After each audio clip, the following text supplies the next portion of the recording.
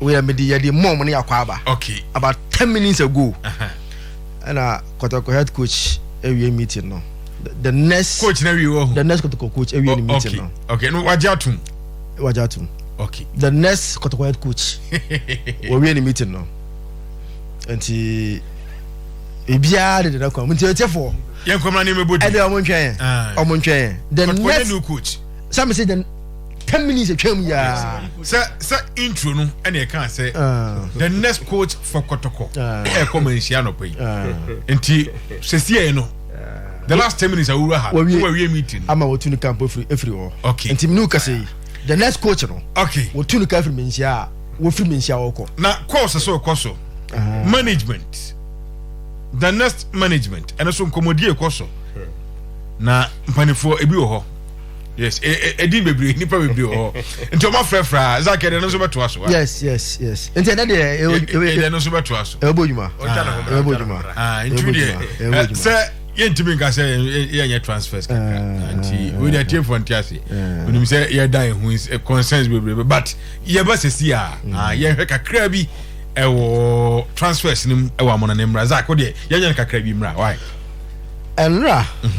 Ana ade amamezak menim so odi nkomo menim so gina ni mo ho na etaro aso gidi a odi nkomo bebre Zach den wate na den eko yes once remember say me ka share say sa time not 10 minutes ago because now ya come na capture time na coach ka na free Menhyia entina coach Kwasiapia we captured him time we were in a meeting no. But let me put it on record. Coach Apia didn't meet chief of staff. Okay. Coach Apia meeting no wasn't with chief of staff. Okay. Coach Maele Kwasiapia met the owner of the team himself. Wow. Coach Maele. His Royal Majesty. Yes, or no, it wasn't a meeting with chief of staff. Okay. He met the owner of the club and Asantiwura and Okoshia no ni in a meeting. So he has left Menhyia oko akokotwa nejuma so bibia okonya enti na unya bibi kakra no it's linked to Kotoko head coach. Okay. Kotoko head coach ejuma na and there is no way coach Kwasiapia no at that in front of you can't turn down turn it down and Kwasiapia okaya even before this season ended now or one person who is willing to come and help what kind of your crowd or be your crowd without salary say on the book Kotoko one thing that Kwasiapia will never turn it down. When the environment is serene, everything is good, Kwasiapia will always be available to serve the club that made him who he is. That is Asante Kotoko. And for Kwasiapia, the meeting is over. The man is ever ready to coach Asante Kotoko. And you know, as he said, it shouldn't be a surprise to anybody. Say, even who say Maele is the next head coach of Asante Kotoko. My man in your surprise crowd because the man has accepted and is willing to help in that regard as the new head coach of Asante Kotoko. Now, I think send the this board they bet me answer about Mabaso for a very good work done in the last 3 years. Yepempo send no Kofi they appointed a CEO. So in corporate organizations as a jurisdiction, what ye namely say the CEO works under the guidance of the board of directors. So whatever the CEO achieved, he achieved with the board of directors because without the approval, whatever the CEO from the approval of the board of directors of the club. And within this period, 3 years, nobody can tell us this board did not achieve they had problems along the way. Some of them are too personal, too individual. I say it wasn't idea so petty. So, but you understand why it happened because we share on board now. Now, me break it now on my appointment letter. No, I see. That from appointment letter now you understand why everybody was appointed on the board. The board chairman, because of he has used his money to finance the club for a period of time, I appointed him. But Menhyia thought say club no in terms of corporate na nye under the executive board chairman. In terms of expertise, say obinim there on what he's doing. Na Kotoko like say ade ni no. So they carefully chose obia say on fa nim there embra board no so emba boa Kotoko nkanko. And obi nya ba ye. And I think that based on baby no be a free ban there, I think say oma family there e say bom aba so. Omo time aso. Omo ntoa so even though based on the comedia na yatete e koso no, there's a possibility some of them can come back to us in a different way, not this board. You understand? Along the line, communication a break here because now I say they don't know aging command until I say near you because some of say one party was not happy with how another party was behaving because comedy cause and see some of them were initially agile to as at let me tell you, one of the board members was still trying to plead with the coalition no saying coming out on maybe I cannot go by the earlier discussion now no munya with the owners of the club and in terms of but they don't say or the $2 million where seed money now. Oh yes, so onwa so one of them the one the all patch on no Accra. So I say it was time to beg so don't come be about the things no at a point in time comedian no ne kan na penyin or mufom no they were not happy with how communication was going, so they had enough and the things no say ya don masi mumukaton baby na team no so ento so enye adwuma. But you see Menhyia, we have to be very careful. Ade there is a politics bia I'm showing ya ebe emerge in terms of the who runs Kotoko. If care is not taken, it will bring a lot of issues in this club. Also, in my intro, I told you, say one big man at the FA, one big man at the FA. Any FN saying issues regarding Kotoko. Issues in terms of Kofona, chief of staff, and let's one big man at the FA and a one big man at the FA. There is only one big man at the FA. What is that? Big man at the FA. GFA president. Big man at the FA. FA no for FA no hona. The big man hona president no down. No one say the general secretary is powerful than the president in terms of he runs the FA. Born a president. And big men don't also. Big man, but bottom line is one big man at the FA. That is your definition. Oh yeah, that is your definition. So that's comedy yakoso. Now you see, and I may say because they are showing interest. Make a FFA, they are showing interest in Kotoko affairs. I'm interested. Oh, they are much interested in Kotoko affairs now. So why they should be they are interested? If you are interested, today we are almost in election year. So would you be interested in Kotoko affairs? If just imagine, say this FA, these two clubs now backing them. Just imagine they have these two big clubs now backing them. What will happen? So I'm may catch up for a fact that this FA have shown interest in Kotoko affairs now. And see some of the names now, especially the meetings that because on them California invitation, no, but most of them, no, the FA have shown interest. And they are more very interested. I mean, if almost so interested, where would the interest end? How? No, so on the coffee can say we are not dictating more. We are not allowed to see a lot of things. Anything can be brave, and you will just leave it like that. So you just leave it like that because of maybe I'm coming free by you know so because the more you are going forward now you are exposing where there's free by which will be problematic. And you know one about I'm there make catch up and say they've shown interest for the big man to have that meeting.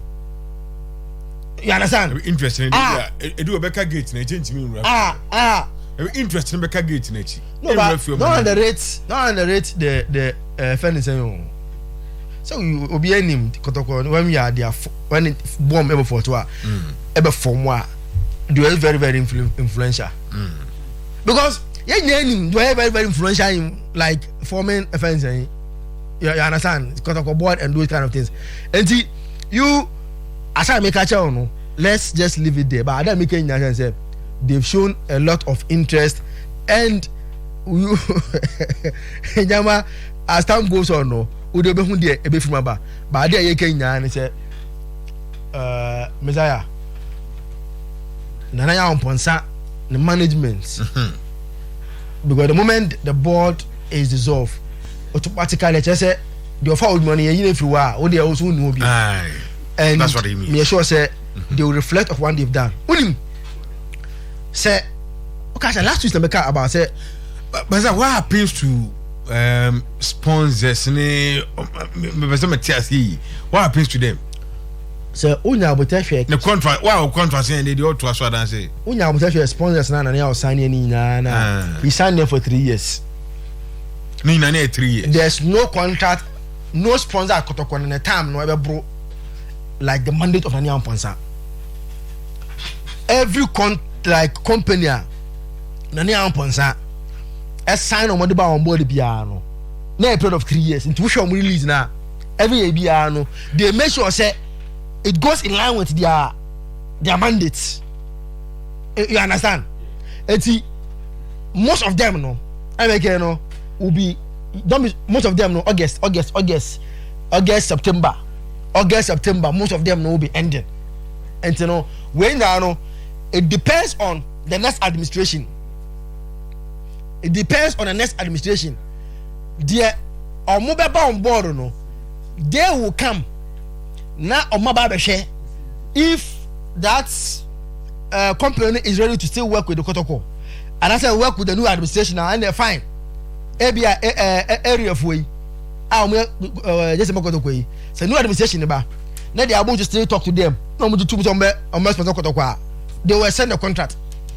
Other sponsorships, they will extend, but most of them will be ending August, September thereabout, based on how Nania mobile and on making sure say three within that period now. Those crowds say they've started discussions with Nike Cry and Comuna next season.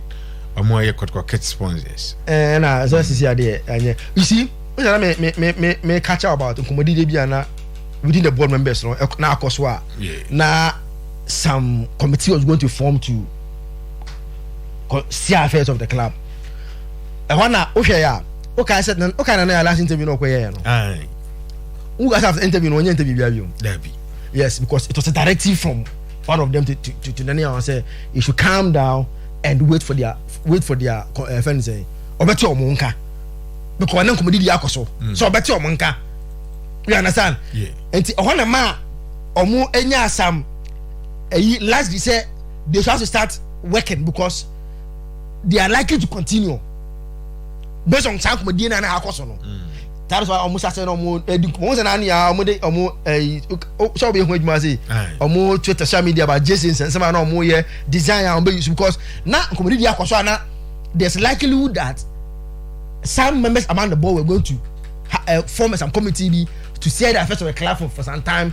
Now, team move on until last minute communication between some conform any nipa na any mention no edin komo I say say along the line, and I said one of the parties are not happy with kwano no benin edin komo and my communication break here. For now there it will be extremely difficult to see Nana Ponsa back at the club based on the direction that the team is going now. So what you are mentioning Menhyia from Menhyia. So not to cut you short, right? The interest aspect of it, and I'm saying, me show kakra. You know Ghana, you know the relationship between the FA and Asante Kotoko. Yes, I can tell you it's not the best. Obviously, I just the one person that can create. So the FA no interest, not interest no. Interest about no FA na say the interest ebe mutual benefit. The interest about no. Then somebody must be careful.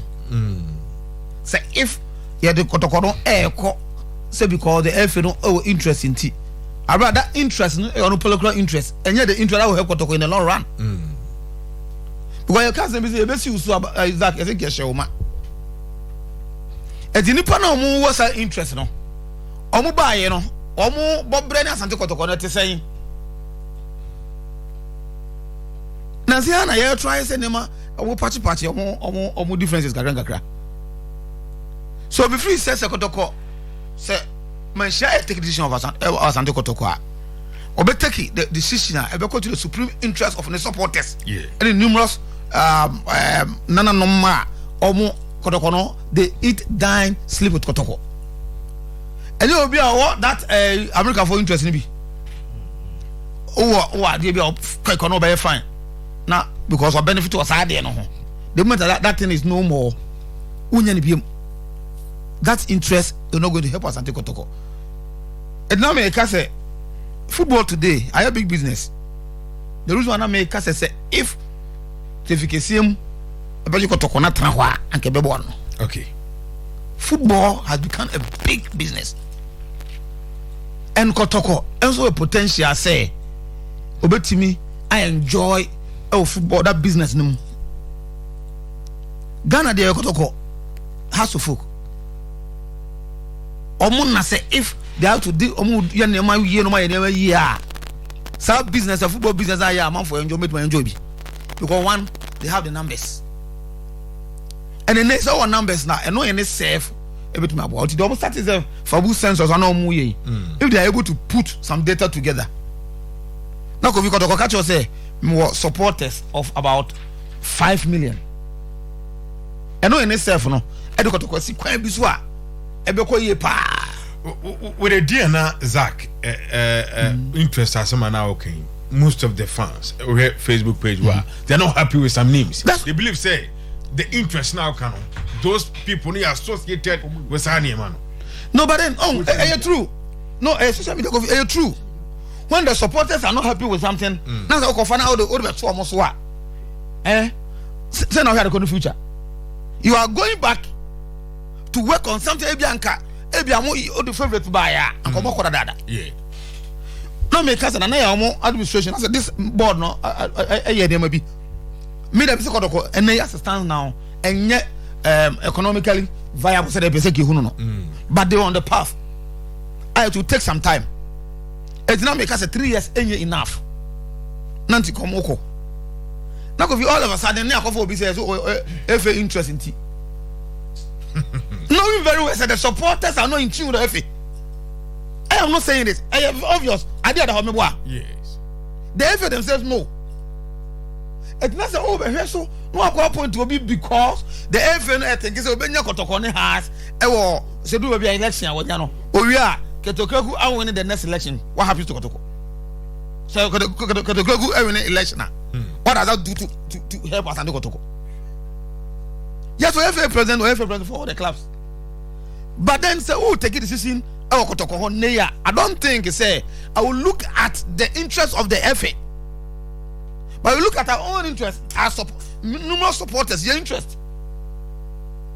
The supporters no okay, so we be not a supporter because football, yeah, no. It's about the supporters.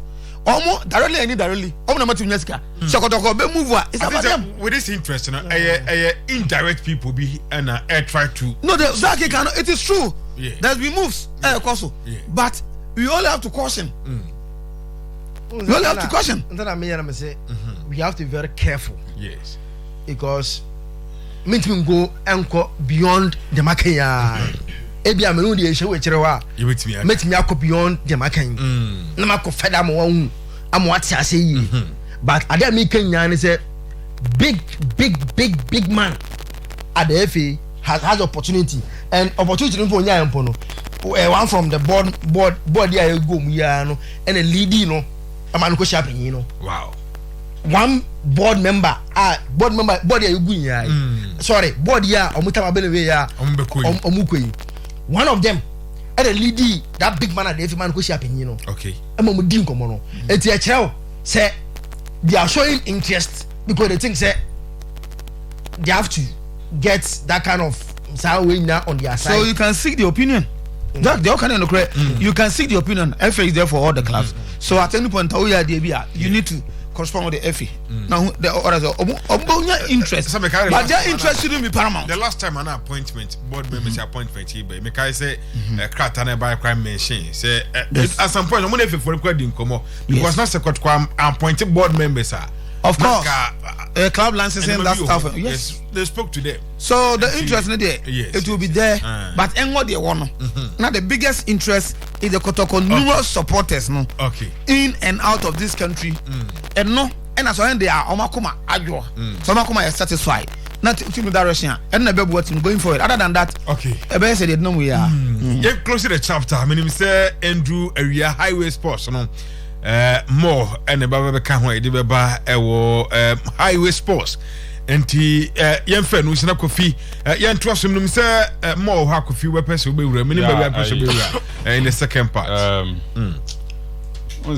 say me Satoma Menhyia discussions in a course one I discussing with respect to Asante Kotoko board on the buy and I'm say hey pennyphobia before when you come how Ade because of normal Kotoko so anka this week now so Asante Kotoko is a big club and such a decision if Menhyia ba I na a take center stage in terms of on air discussions in BBI course you have so what I see yes but yes sir and Kofobia failed to qualify as to Olympic Games so omo me kasa sem with your bright say aduma we but this is not the first time Olympics me catcher will say on Saturday and catcher say we will discuss it for 3 days because something will happen to save them.